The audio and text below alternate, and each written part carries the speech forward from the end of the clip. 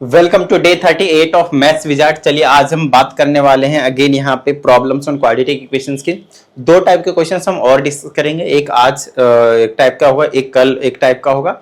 उसके बाद अगेन जब हम रिवीजन कर रहे होंगे तो उस टाइम पे आपको कुछ मिसलेनियस टाइप्स के एग्जांपल्स और मैं करवाऊंगा आपको, डिफरेंट टाइप्स के क्वेश्चंस। तो अभी के लिए जितना आज और कल तक मैं करवा दूंगा इतना इनफ रहेगा आपके पास इस चैप्टर में से, ठीक है। तो चलिए स्टार्ट करते हैं। एक तो आपके पास एज वाले प्रॉब्लम जो क्वेश्चंस होते हैं आपके पास, वो आपके पास इंपॉर्टेंट होते हैं, तो इसको एक बार हम अच्छे तरीके से समझने की कोशिश करते हैं, ठीक है। तो इसमें हमसे कहा जाता है कि the ages of two sisters, दो सिस्टर्स हैं, उनके age are 11 years and 14 years, ठीक है। In how many years the time, in how many years time will the product of their ages be 304। तो दो आपके पास सिस्टर्स हैं, दोनों बहनें हैं भाई, एक की एज 11 ईयर्स है और दूसरे की आपके पास 14 ईयर्स है। कहते हैं कितने साल के बाद, in how many years time will the product of their age is 304। तो देखो करंट एज है ना, करंट एज जो है आपके पास सिस्टर 1 का वो आपके पास 11 ईयर है ना, और सिस्टर 2 का जो आपके पास है वो 14 ईयर्स है। तो एक चीज का देखना, अभी अगर मैं मान लेता हूं कि 2026 की बात कर रहा हूं, अभी 2026 चल रहा है, तो 2026 की अगर मैं बात करता हूं तो 2026 में सिस्टर 11 ईयर की है एक सिस्टर, और सिस्टर 2 आपके पास 14 ईयर की है, ठीक है। तो हो सकता है 4 साल के बाद, कितने साल के बाद, 4 साल के बाद इन दोनों का एज कितना हो जाए, उनका प्रोडक्ट, दोनों के एज का प्रोडक्ट, मतलब मान लो ये 4 साल के बाद ये 15 ईयर्स की हो जाएगी, ये 4 साल के बाद 18 ईयर्स की हो जाएगी, दोनों को मल्टीप्लाई करके हो सकता है 304 ईयर्स आ जाए। क्योंकि मैंने 4 साल एक एग्जाम्पल लिया है, हमें कुछ भी नहीं पता कि कितने साल में होगा, तो उस वाले साल को मैं एक्स मान लो। बोलो हाँ या नहीं, बोलो हाँ या नहीं। तो हम लेट करेंगे, तो हम लेट करेंगे यहां पे कि आफ्टर एक्स ईयर, लेट, अरे भाई चलो भाई, let after x years, after x years product of their ages will be 304। क्या इतनी सी बात समझ में आई, ठीक है ना। तो इसका आफ्टर लेट से after x year, after x years जो आपके पास सिस 1 होगी है ना, सिस्टर 1, वो आपके पास 11 प्लस एक्स ईयर्स की हो जाएगी है ना। अच्छा, अगर ये 11 प्लस एक्स ईयर्स की बनी है तो जो S2 होगी सिस्टर 2, वो आपके पास 14 प्लस एक्स ईयर्स की बन जाएगी। बोलो हाँ यार भाई, एज जो है वो दोनों में सेम बढ़ेंगे ना। अभी 2000 से अगर मैं 2026 से अगर मैं 2030 पे पहुंचता तो 4 साल के बाद दोनों में 4 साल प्लस किए जाएंगे। समझ रहे हो मेरी बात को। अब हम अज्यूम कर रहे हैं, ये तो हमने कर लिया अज्यूम, अब हम सिंपल अकॉर्डिंग टू क्वेश्चन जाएंगे, और क्योंकि हमें बोल रखा है कि कुछ साल के बाद इनके जो एजेस का जो प्रोडक्ट होंगे वो 304 हो जाएगा, तो बस मैं वही करने जा रहा हूं है ना। तो यहां पे मैं लिख देता हूं अकॉर्डिंग टू क्वेश्चन, और मैं फिर मैं लिख देता हूं 11 प्लस एक्स, फिर दूसरे में लिख दूंगा मैं 14 प्लस का एक्स। इस टाइप के क्वेश्चन का कोई आपके पास नया कंसेप्ट नहीं है, नॉर्मल बिल्कुल प्रैक्टिकली आपको सोचना है, काम जो है वो बन जाएगा।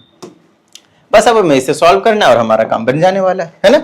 चलो 11 से मल्टीप्लाई करेंगे, 14 दे 140, 154 हो गया, प्लस में 11x, प्लस में 14x, और प्लस में x स्क्वायर अंदर ले आऊंगा तो 304 इक्वल टू 0। ये आ गया मेरे पास x की स्क्वायर 11, 15 और 10, 25, 25x, और इसको प्लस माइनस कर दो भाई, तो कितना बन जाएगा। अगर ये 300 होता तो 300 में 150 जाता, दोनों में सेम है तो 150 बच गया है ना, और माइनस का 150 बचेगा, और इक्वल टू में आपके पास क्या बच गया, 0 आ गया।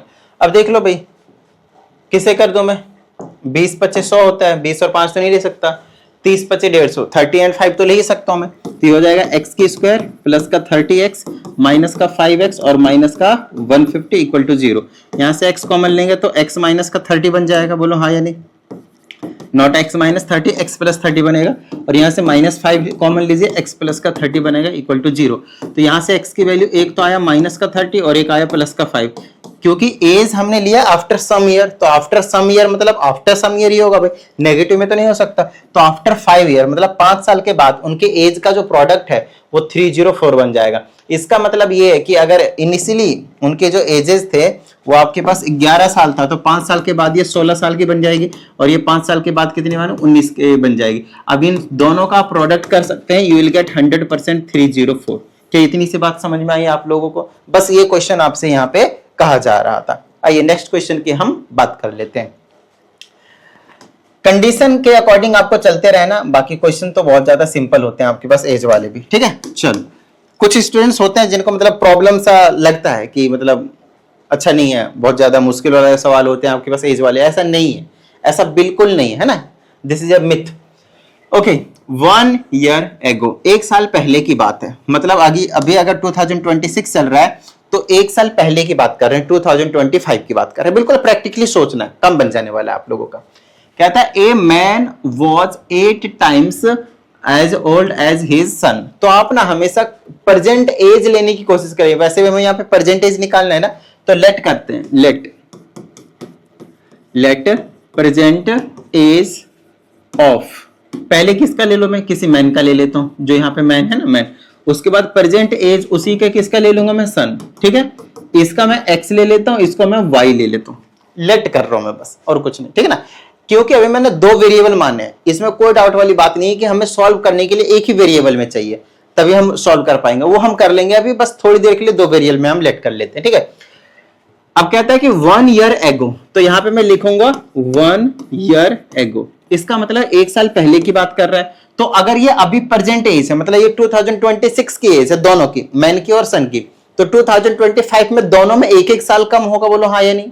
मान लेते हैं ये मैन 40 इयर्स का था और ये आपके पास मान लेते हैं 10 इयर्स का था, ठीक है ना, 2026 की बात कर रहा हूं, प्रेजेंट एज की बात कर रहा हूं, तो 2025 में कितने का रहा होगा आपके पास, 39 इयर्स का रहा होगा, और ये कितने का रहा होगा, 9 इयर्स का रहा होगा। कितनी इतनी सी बात समझ में आती है।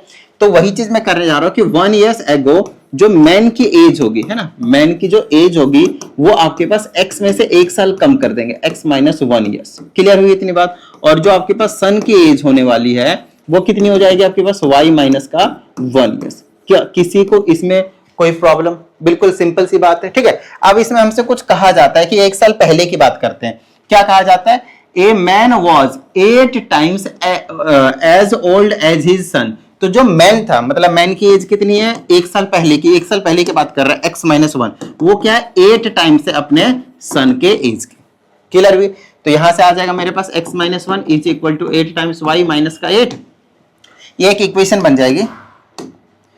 इसको इधर ले आता हूं तो x माइनस का 8y हो जाएगा और माइनस का 8 प्लस का 1 हो जाएगा, तो x माइनस का 8y that is equal to minus का 7। Let say this is your first equation. एक और इक्वेशन बनना लाजमी है, बिल्कुल 100% है, क्योंकि 2 इक्वेशन बनेंगे तभी हम यहाँ पे एक वेरिएबल में ला पाएंगे, ठीक है। अब दूसरे स्टेटमेंट पढ़ते हैं, क्या कहा जाता है, कहा जाता है कि नाउ मतलब अब की बात कर रहा है, प्रेजेंट एज की बात कर रहा है ना। His age is equal to the, his age मतलब मैन की एज, मैन से कंपेयर कर रहे हैं, man age is equal to the square of his son's age. तो मतलब अब की जो बात कर रहे हैं, है ना, एट प्रेजेंट की बात कर रहे हैं। एट प्रेजेंट जो मैन की एज है वो किसके इक्वल है, सन के स्क्वायर के एज के इक्वल है, सन के स्क्वायर के एज के इक्वल है। क्या किसी को इसमें कोई प्रॉब्लम भी बताना जरा, और कुछ बोले नहीं। अब हमें परसेंटेज निकालना है, तो अब आपके पास 2 इक्वेशन आ चुके हैं, अब आपके पास 2 इक्वेशन जो है वो बन चुके, बस आपको सॉल्व करने की जरूरत है। x की जगह वाई स्क्वायर सब्सटीट्यूट कर दो यहाँ पे, तो ये हो जाएगा वाई स्क्वायर माइनस का 8y और अंदर ले आओ प्लस का 7 इक्वल टू 0। बस इसको मिडल टर्म कर लेते हैं, माइनस का कितना हो जाएगा 7y और माइनस का कितना हो जाएगा 1y और ये प्लस का 7 इक्वल टू 0। तो यहाँ से y की वैल्यू एक तो 7 आ जाएगी और एक आपके पास 1 आ जाएगी। क्या इतनी सी बात समझ में आई? ठीक है, दोनों पॉजिटिव आ रहे हैं, मुझे लगा एक नेगेटिव आएगा, नहीं आ रहा, दोनों पॉजिटिव आ रहे हैं, नो प्रॉब्लम। अब हमने x के 2 वैल्यूज निकाले है ना, तो हमसे परसेंटेज पूछा था, भाई, तो यहाँ पे पुट कर देते हैं हम। मैन की एज कितनी, y की एज कितनी दी है 7 हो गई, अच्छा परसेंटेज हो गई। अब x निकालना पड़ेगा, x कहां से निकलेगा, x इसका स्क्वायर होगा तो ये कितना हो जाएगा 49।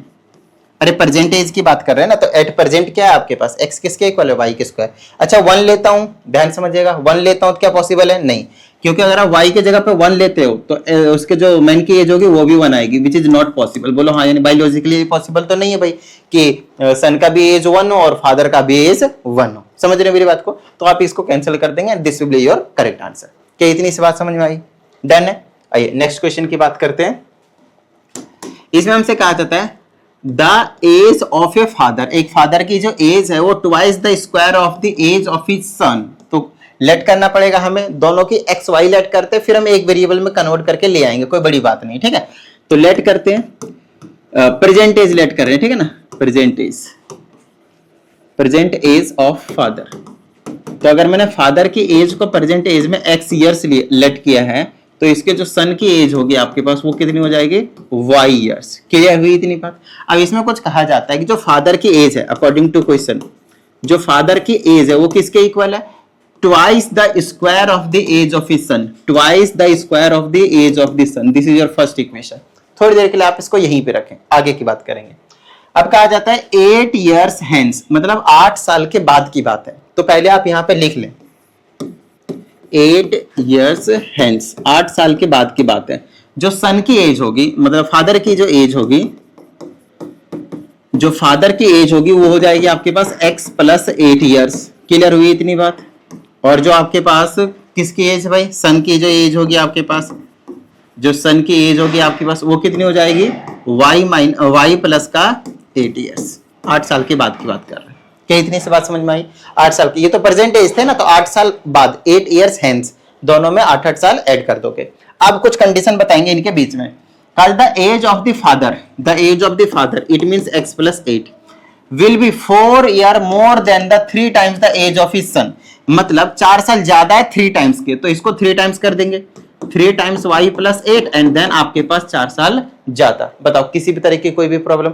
Very simple. अब क्योंकि हमारे पास 2 इक्वेशन बनेंगे, इसको भी थोड़ा सा सॉल्व कर लेते हैं इधर उधर, तो इक्वेशन बन जाएंगे हमारे पास पूरे 2, ठीक है। तो ये हो जाएगा x + 8 = 3y + का 24, है ना, और ये प्लस का 4। क्लियर हुई। इसको अंदर ले आते हैं तो x - का 3y और प्लस का 8 है, और ये अंदर ले आएंगे माइनस का 28 = 0।